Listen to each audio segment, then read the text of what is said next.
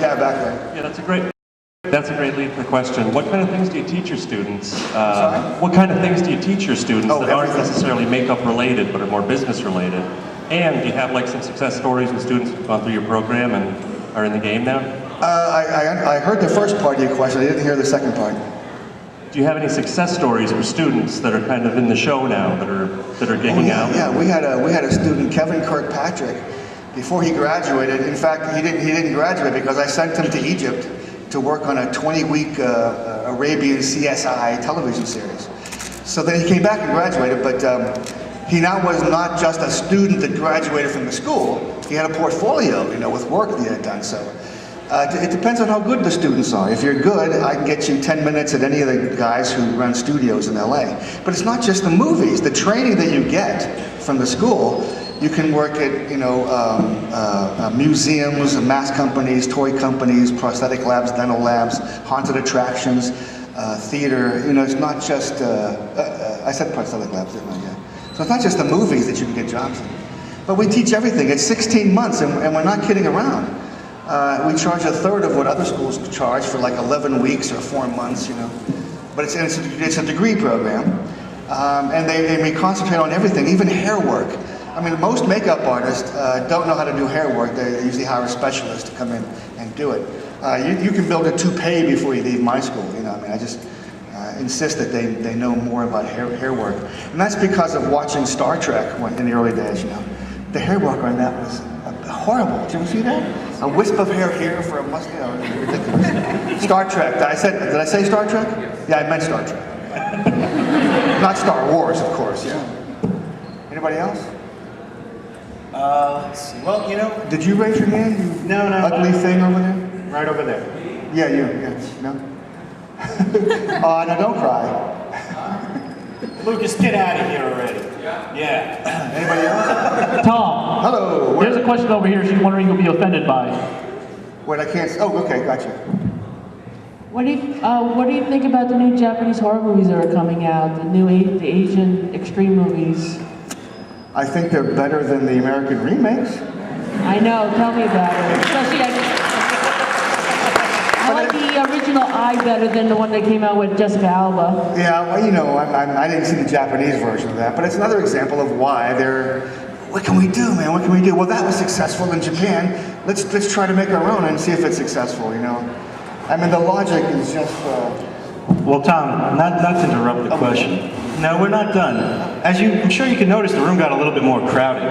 Yeah, why? And there's a reason for that. And we'd like to present. Am I going to be assassinated? No, tonight. But before you go, we'd like to present you with this on behalf of Rock and Shock and fans everywhere. Really? Well, that's fabulous. This is a thank you for all the effects and memories Tom has given us. Let's hear it for Tom Savini.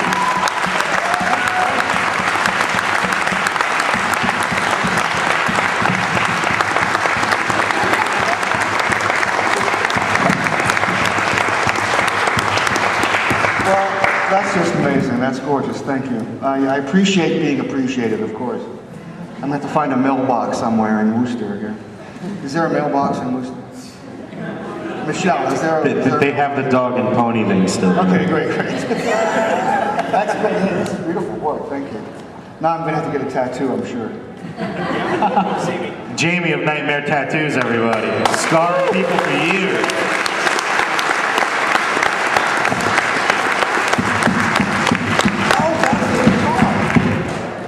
Because Rob was saying something's going to happen, there's going to be a surprise going on. And then a fan walked up to my table today and said, "Did you get your guitar yet?"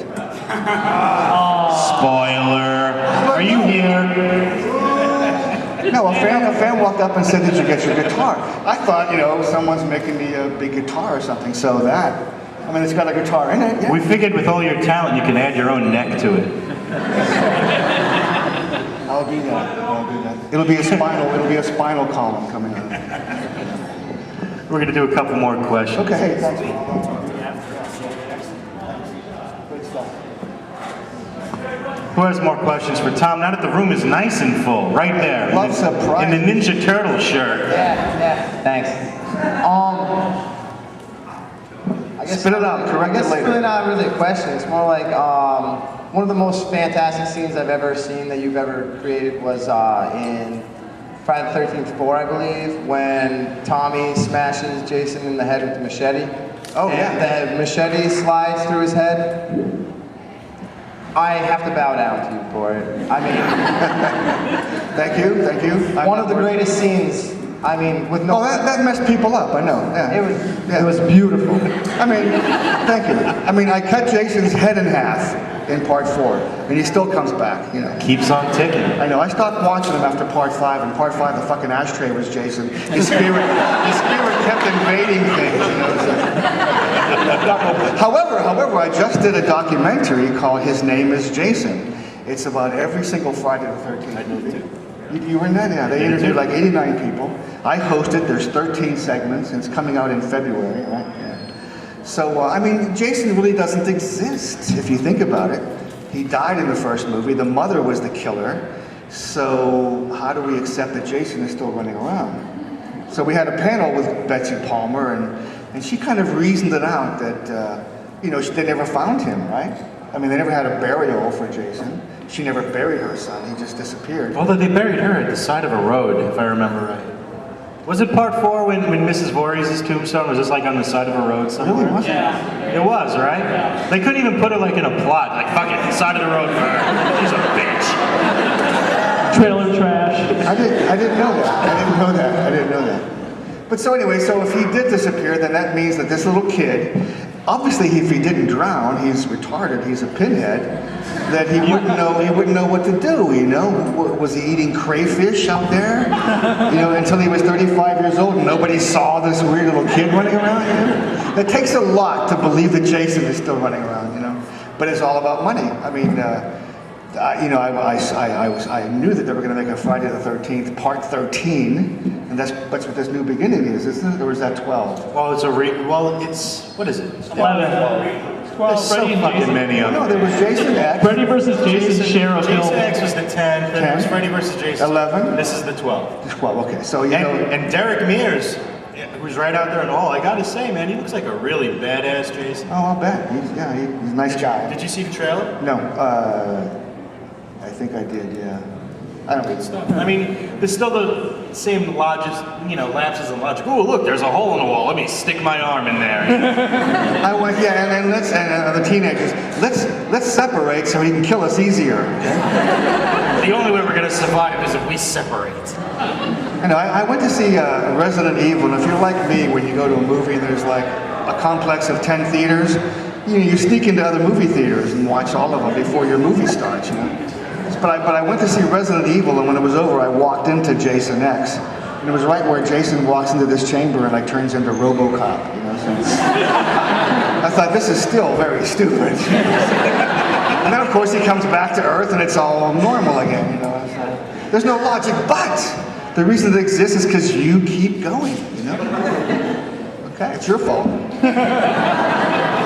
Any other questions and adorations out there? Oh, thank you, yes.